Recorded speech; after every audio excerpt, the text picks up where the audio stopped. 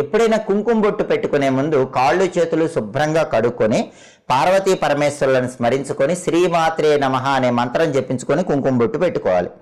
కుంకుమ బొట్టు ఎప్పుడు కూడా మధ్య వేలుతో పెట్టుకోవాలి.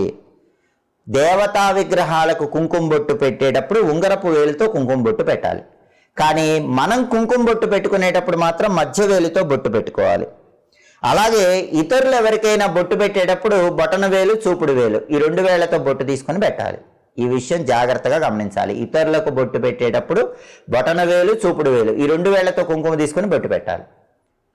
మనంతట మన కోసం మనం బొట్టు పెట్టుకునేటప్పుడు మధ్య వేలుతో బొట్టు పెట్టుకుంటే చాలా మంచిది. దేవుడి ఫోటోలకు బొట్టు పెట్టేటప్పుడు మాత్రం ఉంగరపు వేలుతో కుంకుమ బొట్టు పెడితే భగవంతుడి సంపూర్ణమైన అనుగ్రహం కలుగుతుంది. ఎదుటి వాళ్లకు బొట్టు పెట్టేటప్పుడు మధ్య వేలుతో కానీ ఉంగరం వేలుతో కానీ ఎదుటి వాళ్ళకు బొట్టు పెట్టకూడదు. అలా మధ్య వేలు ఉంగరపు వేలు ఈ 2 వేళ్లతో ఎదుటి వాళ్ళకు